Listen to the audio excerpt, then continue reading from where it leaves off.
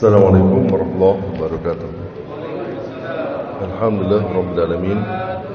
Wassalatu wassalamu ala sayyidina Muhammadin sayyidil anbiya wal mursalin wa ala alihi wa sahbihi man tabi'ahum bi ihsanin ila yaumiddin. Ayuhal hadirun jamaah yang dirahmati Allah Subhanahu wa taala, alhamdulillah pada malam hari ini kita diberi kekuatan dan kesempatan oleh Allah Subhanahu wa taala hadir dalam majlis ta'lim yang sudah kita jadwalkan. Bapak hadirin yang dirahmati Allah Subhanahu wa taala, jamaah, pada ini sudah saya sampaikan pada pertemuan sebelumnya bahwa topik malam kemarin dan akan kita lanjutkan pada malam ini adalah masih tentang seputar al-qada'u wal qadar, qada dan qadar. Nah, saya kemarin juga sampaikan supaya yang hadir kemarin bisa hadir saat ini lagi supaya bisa mendapatkan pengetahuan yang berkesinambungan, tidak terputus ya, sehingga khawatir terjadi kesalahan informasi. Nah, saya ingin sedikit mengulang apa yang sudah kita sampaikan kemarin, lalu kemudian kita lanjutkan lagi apa yang menjadi kelanjutannya ya. Nah, Bapak hadirin Allah Taala, tentang af'alul insan, perbuatan manusia. Kalau dilihat dari sisi faktanya, maka perbuatan manusia itu ada dua macam. Yang pertama adalah ad-dairatul lati tusaitiru 'alal insan. Jadi daerah itu menguasai manusia. Dan yang kedua adalah ad-dairatul lati yusaitiru 'alaihal insan. Daerah yang dikuasai oleh manusia. Saya ingin berikan contoh bahwa manusia itu berada dalam dua daerah itu. Jadi daerah yang manusia dikuasai dan manusia dikuasai ya. Ini andaikan saja ini ada ada ember berisi air yang panas. Pertanyaan saya, kalau tangan ini saya celupkan di ember itu kita dipaksa atau kita sukarela mencelupkan atau tidak? Ada tidak tenaga yang maksa kita bahwa kita harus mencelupkan tangan atau tidak mencelupkan tangan? Sukarela, ikhtiar, atau musayyar. Jadi mukhayyar, manusia dipaksa, ataukah manusia itu punya pilihan? Ketika mau mencelupkan tangan ke ember tadi, pilihan atau paksaan? Pilihan. Kerasa enggak? Kan terserah kita, mau kita celupkan atau kita tahan. Betul tidak? Ya, berarti ini pilihan. Mukhayyar dalam bahasa Arabnya. Tapi begitu kemudian tangan itu dicelupkan ke dalam air yang panas, rasanya apa? Rasanya panas.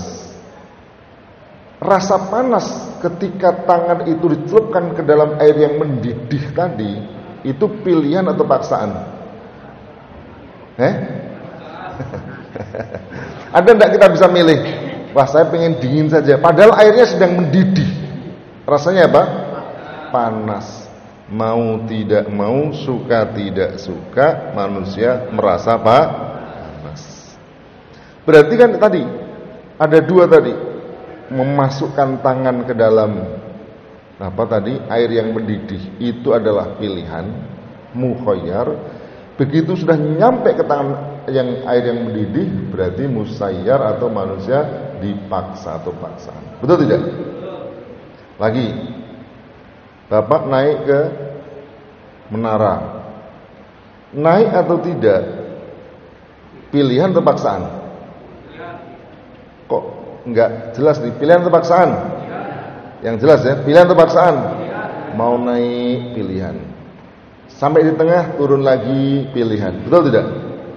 Sekarang udah nyampe di menara yang paling tinggi, meloncat atau tidak, pilihan atau paksaan? Pilihan. Betul tidak? Begitu sudah meloncat, cek, jatuhnya Ke atas atau bawah? Pasti ke bawah tuh Kak. Bisa ke atas. Bisa enggak berhenti manusia di tengah-tengah sebagaimana dia naik? Tidak. Berarti kalau sudah meloncat lalu kemudian jatuh, pilihan atau paksaan? Paksaan. Masih belum paham? Coba diperenungkan lagi. Ya udah ini ibaratnya ini. Ini saya gerakkan ke sini. Ini nih supaya kelihatan. Mouse ini saya gerakkan ke sini. Gerak atau tidak? Pilihan. Iya kan? Saya gini, pilihan enggak? Mundur lagi, pilihan enggak? Nah, tapi begitu kemudian katakanlah misalnya tak jatuhkan, mouse-nya pasti jatuh. Ini kalau andai orang jalan sini dikit, pilihan terpaksaan. Begitu kemudian dia meloncat, cuk, pasti ada enggak ketika dia meloncat lalu kemudian pilihan? Misalnya orang di tengah-tengah, saya tak berhenti di sini, naik ke atas lagi, bisa tidak? Dia dipaksa untuk jatuh. Berarti dalam kondisi seperti itu manusia paksaan, dipaksa. Jadi manusia itu kalau kita lihat ada kondisi di mana dia itu mukhayyar, di mana dia musayyar. Mukhayyar artinya dia memilih, sementara kalau mukhayyar dia dipaksa. Contoh lagi, panjenengan lahir ke dunia. Pada saat mau lahir dulu, ya, pilihan atau paksaan? Ada enggak dulu sebelum lahir ditanya dulu, Mat, kamu mau lahir apa tidak? Enggak mau ya Allah gitu. Ada enggak begitu? Bagi kita dilahirkan adalah paksaan. Itu musayyar. Ya. Begitu kemudian lahir musayyar. Jadi apa? Laki-laki atau perempuan? Ada enggak yang dulu ditanya dulu, kamu mau jadi laki-laki atau perempuan? Enggak ada. Jadi apalah? Laki-laki. Orang Jawa lahirnya tahun sekian, ya hidup pada zaman Jokowi, misalnya. Lahir pada zaman Soeharto katanya. Besar zaman SBY, gila zaman Jokowi. Baik. Jadi kalau kemudian orang lahir tadi itu dia tidak ada pilihan. Bagi kita adalah musayyar. Ya. Inilah yang menunjukkan bahwa manusia ini hidup di dalam dua dunia. Jadi kalau ada orang mengatakan manusia itu mukhayyar sepenuhnya, bebas sepenuhnya, salah. Sebagaimana orang mengatakan bahwa manusia itu punya dipaksa seluruhnya persis seperti wayang, juga salah. Kadang ada manusia di mana dia bisa memilih kapan dia mengerjakan dan kapan tidak mengerjakan, tetapi ada waktunya manusia dipaksa sehingga tidak ada pilihan. Kalau orang ditanya mau hidup terus atau mati, pengennya hidup terus, betul tidak? Ya, panjenengan misalnya kita semua dipaksa badannya menjadi tua, nggak bisa kemudian pengen anak-anak terus, remaja terus, tapi juga dari bayi menjadi anak-anak, menjadi remaja, pemuda, dewasa, orang tua, renta, kemudian mati. Nggak bisa manusia mengelak dari itu semua. Ini berarti manusia musayyar. Nah, kalau kita lihat lagi di sini manusia dipaksa tadi, dalam hal ini al-insanu fiha musayyar. Manusia di dalamnya itu musayyar, dia dipaksa. Jadi di mana daerah yang menguasai manusia, di situ manusia al-insanu fiha musayyar. Manusia di dalam daerah itu dia dipaksa. Sedangkan daerah yang dikuasai manusia, al-insan fiha mukhtar. Manusia dalam daerah itu mukhtar, dia punya pilihan, dia bisa. Sekarang kita kembali ke sini. Nah, yang pertama ada dua macam manusia yang dia musayyar itu. Yaktadihi nidhamul wujud. Dia dipaksa oleh nidom wujud. Dan yang kedua adalah layak tadihi nidomul wujud. Dia tidak dipaksa oleh nidom wujud. Nidom wujud itu maksudnya sunatullah. Sekarang kita ke yang pertama dulu. Yang nidom wujud. Begini. Hadirin jamaah yang dirahmati Allah SWT, manusia ini kan berjalan di alam semesta, berjalan di bumi, betul enggak? Ada enggak manusia yang tidak berjalan di bumi ini? Nah, bumi ini diciptakan Allah Subhanahu Wa Taala memiliki nidom, memiliki hukum, ya. Orang menyebut hukum alam atau bisa disebut sunnatullah. Nidhamul wujud, hukum alam. Jadi Allah menciptakan alam ini memiliki hukum. Sebagaimana hukum, maka hukum alam tadi itu memiliki sifat yang kontinu, yang tidak bisa berubah dimanapun dan kapanpun. Kecuali Allah mengubahnya, itu pun dalam satu waktu tertentu, di tempat tertentu. Misalnya contoh, Allah ciptakan api bersifat membakar. Betul tidak? Ada enggak api yang tidak membakar? Tidak. Tapi bisa diubah suatu saat api yang membakar itu tidak membakar. Kapan itu? Pada saat Nabi Ibrahim dibakar oleh Namrud. Tapi itu hanya saat itu saja. Dan hanya di situ. Jadi penduduk bumi yang lain pada saat itu menyalakan api tetap membakar. Ya, tapi khusus di situ, di waktu itu dihilangkan. Allah berfirman, "Ya narukuni bardaw wa salaman ala Ibrahim." Wahai api, jadilah kamu dingin dan memberikan keselamatan kepada Ibrahim. Jamaah yang dirahmati Allah Subhanahu Wa Taala. Nah, manusia ini hidup ini bersama alam tadi. Yang alam ini dibikin Allah punya sunnatullah, punya hukum. Yang dalam ayat Al-Quran disebutkan walan tajida li sunnatillahi tabdila. Kamu tidak akan mendapati sunnatullah itu ada tabdil, ada perubahan, ya. Nah, manusia karena dia berjalan di alam semesta tadi, maka dia dipaksa untuk dipaksa untuk mengikuti hukum itu. Contoh misalnya, ada di bumi yang kita tempati ini, ada waktu siang, ada waktu malam. Berapa waktunya? 24 jam, gitu. Itu sudah muter gitu ya. Pagi terbit matahari, betul tidak? Pertanyaan saya, ada enggak manusia yang bisa menghentikan terbitnya matahari? Ada enggak manusia bisa menghentikan terbenamnya matahari? Tidak. Maka manusia itu dipaksa dalam hidupnya, dia mengalami dua masa. Masa pagi, masa malam, dan masa siang. Enggak ada manusia bebas. Saya tak kepingin siang, alhamdulillah tik tik tik jadi siang, ya. Atau misalnya pada saat malam, ya, pada saat siang, tidak percepat, tidak bisa manusia. Manusia tidak punya tidak punya kekuatan sama sekali untuk mengubah perbuatannya berkaitan dengan alam tadi. Jadi manusia dipaksa tadi. Manusia lahir dipaksa, menjadi laki-laki dipaksa, menjadi perempuan dipaksa, ya.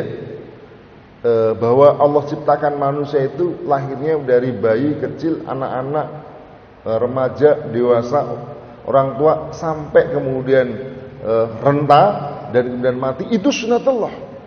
Tidak ada seorang pun yang bisa menolak sunatullah itu. Gak ada orang yang misalnya dilahirkan bayi, tiba-tiba tua, balik lagi ke remaja, lalu kemudian balik. Tidak bisa. Ini adalah fase manusia yang diciptakan Allah SWT, namanya nidhamul wujud, ya. Nidhamul wujud tadi misalnya dia manusia berada di atas tanah, di atas bumi ini. Bumi punya sifat namanya apa?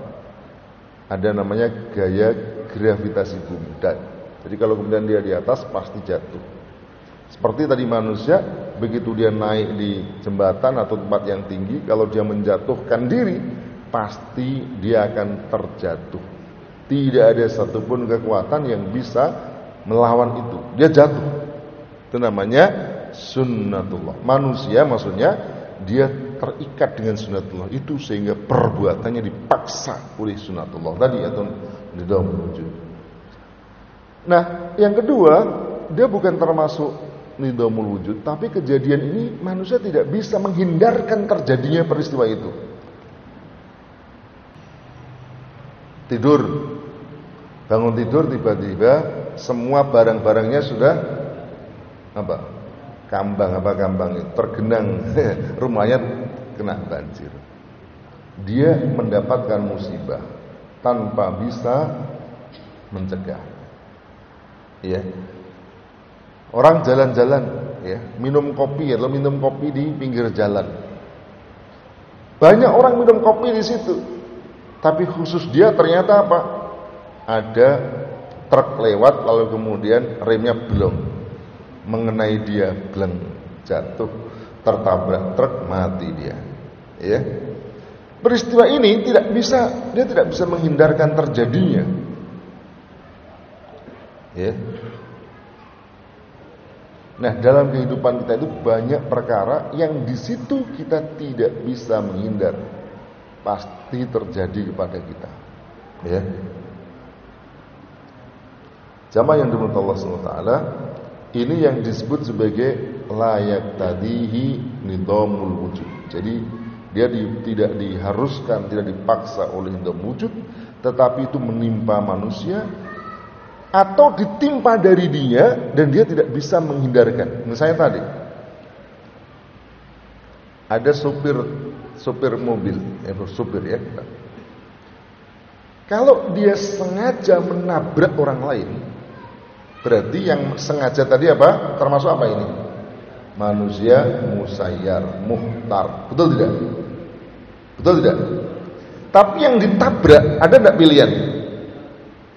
Dia tidak bisa menghindarkan.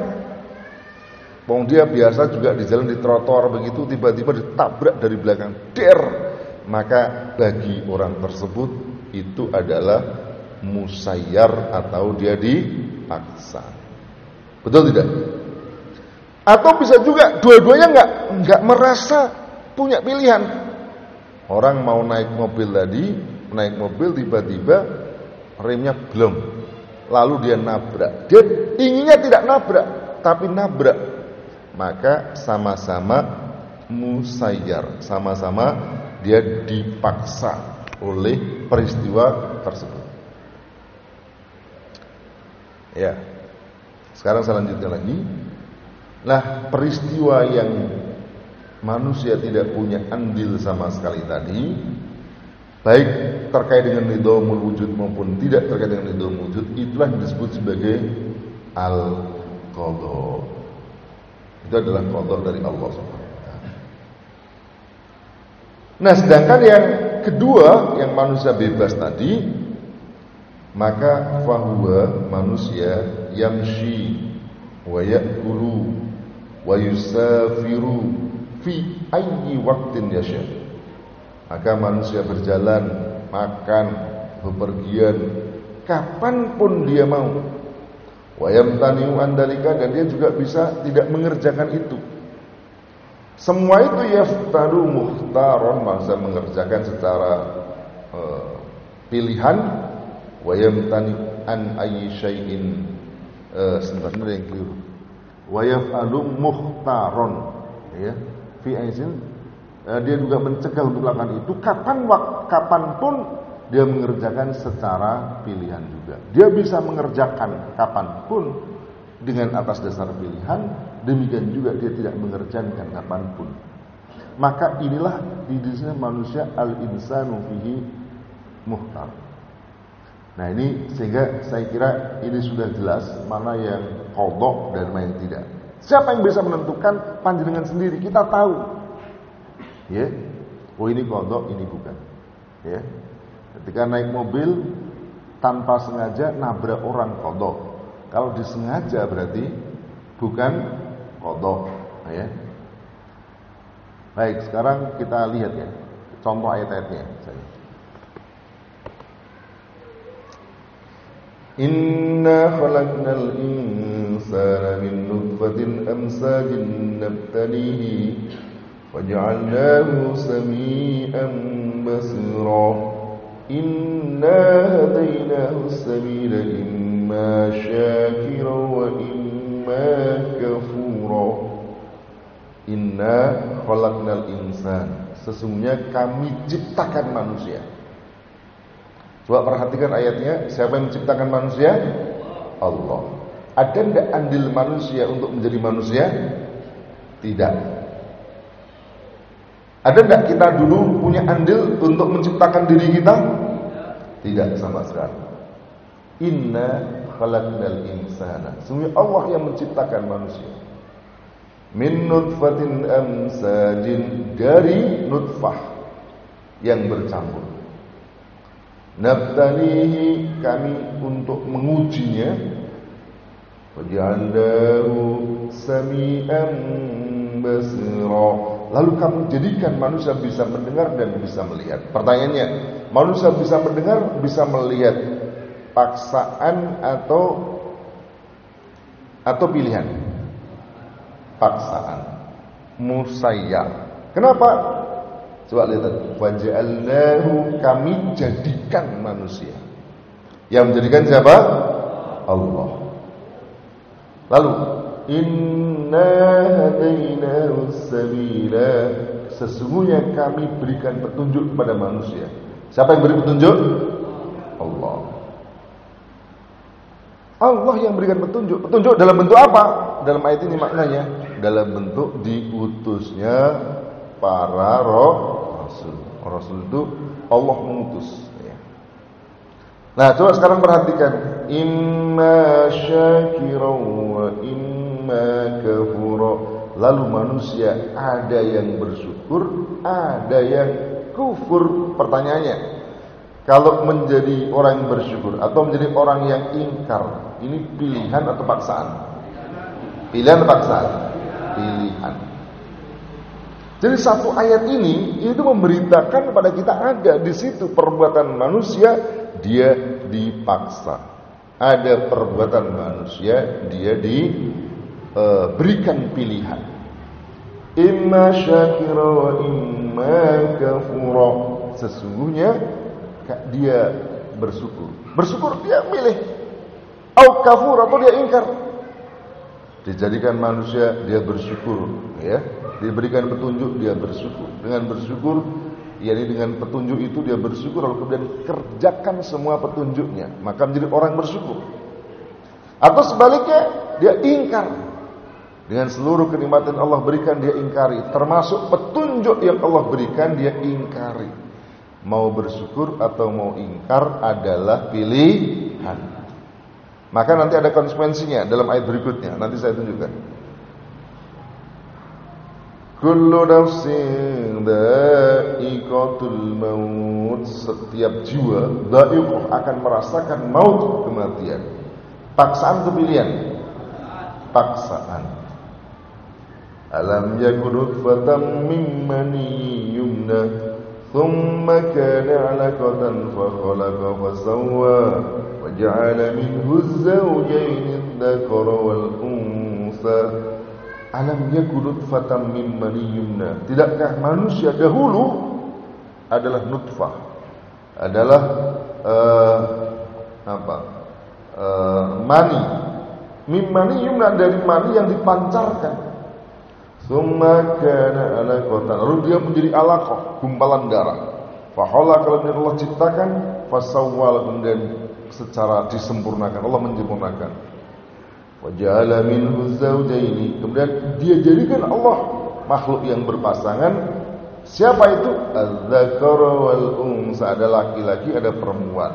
Pilihan atau paksaan? Dijadikan manusia, pilihan paksaan? Ada laki-laki perempuan, pilihan paksaan? Paksaan. Nah ini adalah ya ma'sal jinni wal insi in istata'tum an tanfudhu min aqtaris samawati wal ardi fanfudhu La tanfuduna illa bisultan. Wahai jin dan manusia, jika kamu mampu, maka antang fudu min aqtaris samawati wal ard, kamu untuk bisa menembus batas langit dan bumi, maka lakukanlah. Tapi disebutkan la tanfuduna illa bisul, kamu tidak akan bisa melakukannya kecuali dengan kekuatan. Ini yang tadi saya contohkan, manusia tidak bisa terbang, manusia tidak bisa pergi menembus langit kecuali mendapatkan izin dan kekuatan dari Allah. Afara'aytum ma takhrusun antum tazra'una am nahnu zari'un.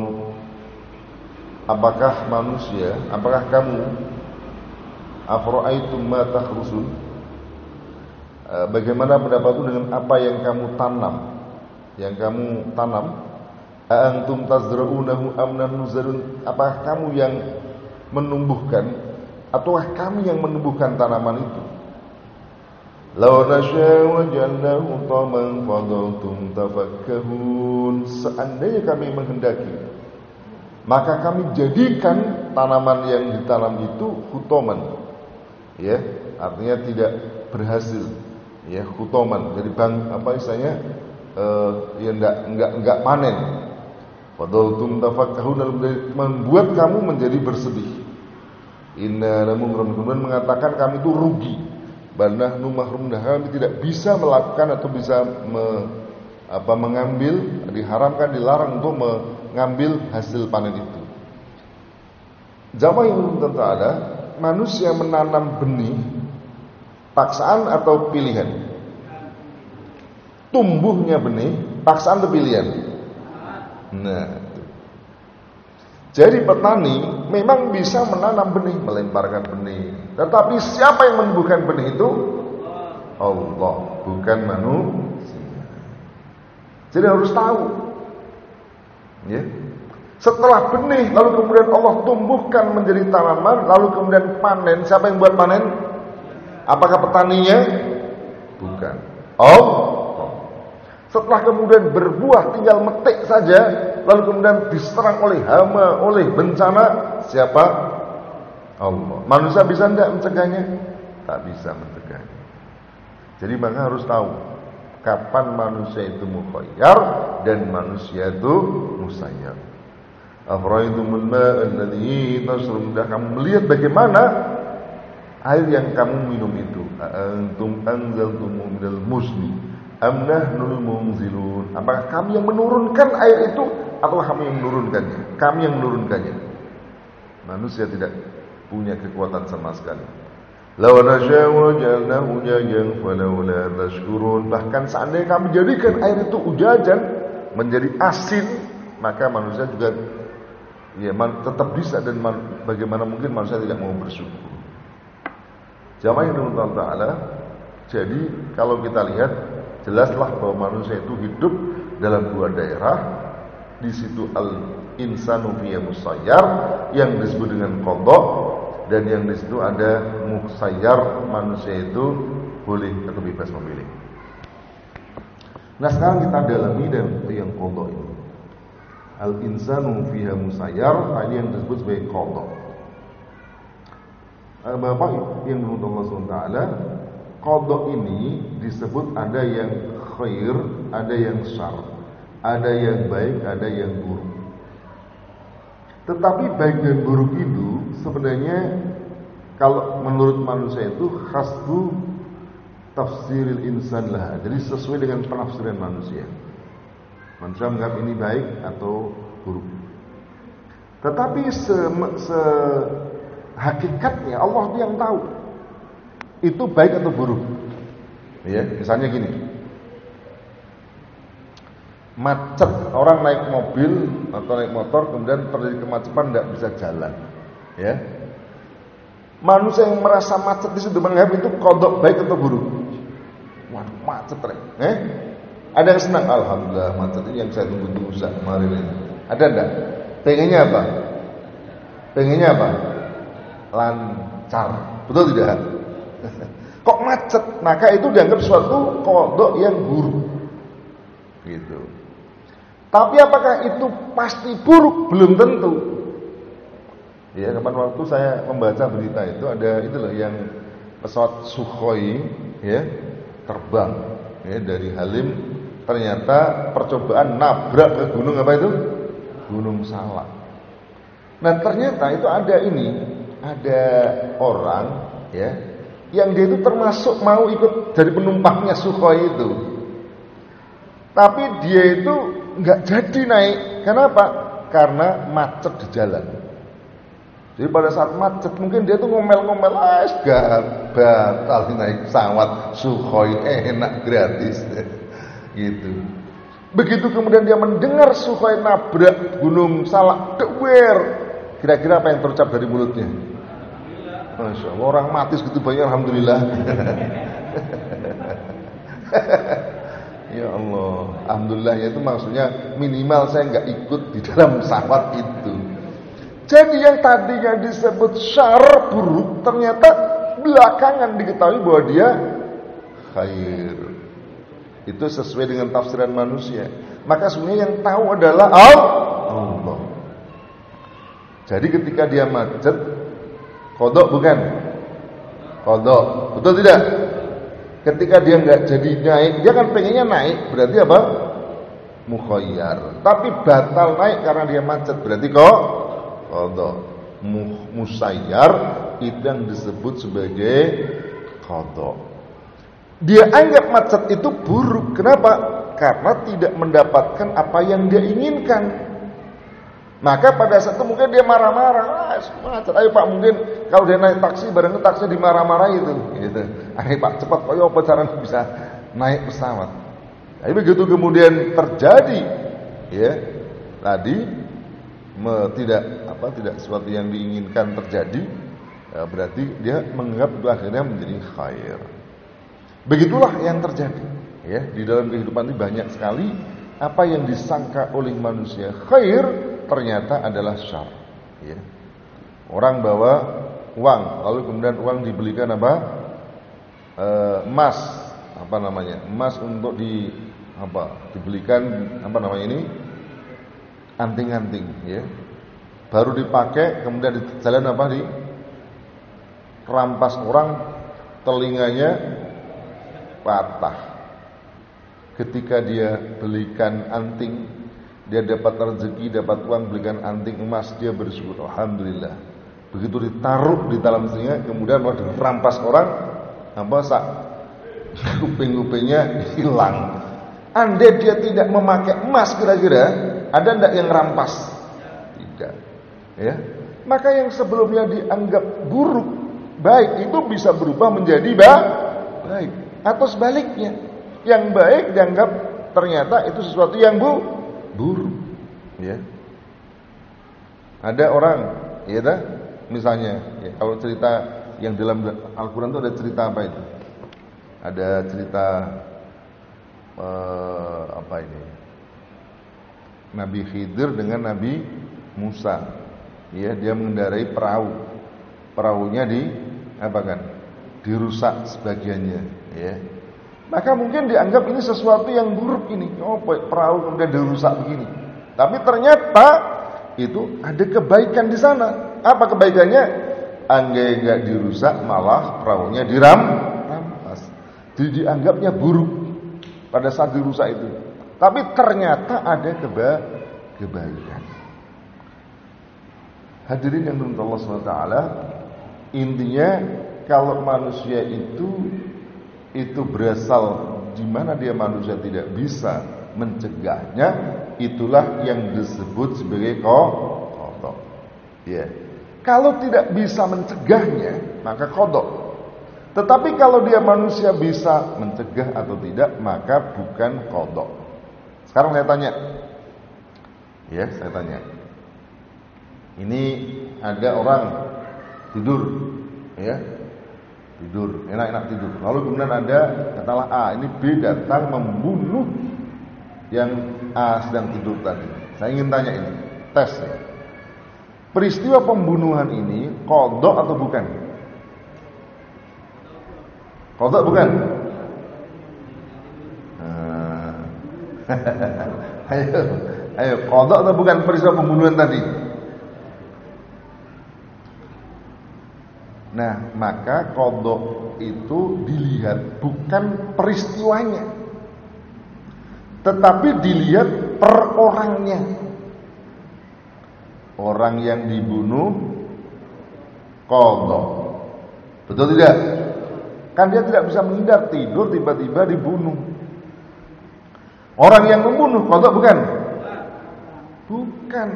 Karena bagi dia itu tidak ada kekuatan yang memaksa dia untuk membunuh atau tidak membunuh, untuk mengayunkan pedang atau tidak. Dia dalam posisi mukhayyar. Sehingga dia tidak bisa mengatakan, loh, kan si A ini matinya sudah ditulis lauhul mahfuz sana, maka berarti saya ini cuma menjalankan doa. Tidak bisa. Karena qada dan bukan itu dilihat per orang, bukan per peristiwa. Ini sekarang Bapak sholat di dalam masjid, sandalnya taruh mana? Di luar. Terus keluar, sandalnya hilang. Qada atau bukan? Qada atau bukan? Bagi Bapak qada. Bagi yang mencuri qada bukan? Tidak qada. Jadi dia mukhayyar, pilihan. Mencuri tidak ada yang maksa, dia tidak mencuri tidak ada kekuatan yang maksa. Jadi begitulah cara melihat qada, sehingga tidak bingung. Sebab kalau tidak nanti kacau semua. Nanti ketika dari percurian, nanti kan pencurinya ditanya, Pak mencuri, kamu kok mencuri kenapa? Loh, kan hilangnya sandal ini qada, berarti saya juga qada juga untuk mencuri. Jadi kalau begitu, jelas tidak ini? Jelas tidak? Nah, jamaah yang dirahmati Allah Ta'ala, ini bedanya apa kalau begitu? Nah ini, ya kalau qada itu tadi, itu syarr dan khair. Itu menurut tafsiran manusia. Hakikatnya yang tahu adalah Allah. Sekarang kalau al-insan mukhayyar, manusia bebas memilih. Di sana ada perbuatan yang karena itu pilihan, maka Allah itu mengatur perbuatan itu. Jadi kalau mati itu nggak diatur. Maksudnya kematian itu gimana? Kematian itu manusia, Allah berfirman apa? Qul innal mautal ladzi tafirruna minhu fa innahu mulaqikum. Katakanlah semuanya kematian yang kamu lari darinya. Manusia itu kepingin lari, ingin menghindar dari kematian. Fa innahu mulaqikum. Maka pasti itu mati akan menjangkau kamu, akan menjumpai kamu. Nah, tapi ya saya ingin sampaikan ini, ya. Tapi ada, kalau di luar itu manusia itu bebas. Dalam pengertian dia punya pilihan. Nah, dalam daerah yang punya pilihan inilah manusia diatur oleh syariah. Ini boleh, itu tidak boleh. Ya. Jadi kalau panjenengan itu jadi laki-laki atau perempuan itu nggak ada aturannya. Haram jadi laki-laki, haram jadi perempuan, enggak. Jadi bapak tidak berdosa menjadi laki-laki, ibu juga tidak berdosa menjadi perempuan. Tidak ada dosa, ya, menjadi orang Sunda, sebagaimana tidak berdosa orang jadi orang Jawa dan seterusnya, karena dia di sini dalam hal ini dia tidak ada pilihan. Nah, tetapi dalam daerah yang manusia bebas atau pilihan, bisa diatur, boleh, tidak. Jadi misalnya seperti tadi kemarin saya sampaikan, ketika terakhir ya sebelumnya itu kita bangun tidur. Bangun tidur itu kita dipaksa atau mukhayyar atau musayyar? Tidur ya. Tiba-tiba terbangun, musayyar. Musayyar, kita enggak berarti bangun saya. Betul enggak? Andai ini kan bukan tidur, kebangun itu enggak ada pilihan, kita terbangun. Andai enggak dibangunkan berarti akan terus tidur. Tidur tidak punya pilihan. Begitu sudah terdengar Allahu Akbar, melek dia, terbangun. Pengen bangun melek, lanjut melek, atau tidur lagi. Pilihan atau mukhayyar? Mukhayyar atau musayyar? Pilihan atau paksaan? Pilihan. Terus melek, bangun, duduk, atau balik lagi? Pilihan atau paksaan? Pilihan. Duduk, lanjut lagi berjalan. Berjalan kemana? Pilihan atau mukhayyar? Pilihan. Kok pilihan mukhayyar sama pilihan? Ke kamar mandi, pilihan. Kan bisa kamar mandi, ke dapur, ke kamar, ke luar, kan terserah. Kamar mandi. Kamar mandi ngapain di situ? Buang air, tok, balik tidur, atau wudu, pilihan. Betul tidak? Ya, setelah itu wudu, pergi sholat. Sholatnya kemana? Ke masjid atau kemana? Pilihan semua. Maka disitulah kemudian diatur oleh syariah. Kapan baiknya ketika sesuai dengan syariah, dan kapan buruknya ketika bertentangan dengan syariah. Jelas tidak? Jelas tidak? Nah, dengan demikian maka qadha itu pembahasan yang sebenarnya sangat sederhana. Bukan pembahasan yang rumit dan kaitannya dengan sebenarnya pahala dan dosa. Insyaallah. Moga-moga bermanfaat dan nanti kita lanjutkan dalam bentuk diskusi dan tanya jawab setelah sholat. Bisa. Tutup dengan doa kafaratul subhanaka wa bihamdika asyhadu an la ilaha illa anta astaghfiruka wa atubu ilaik. Assalamualaikum warahmatullahi wabarakatuh.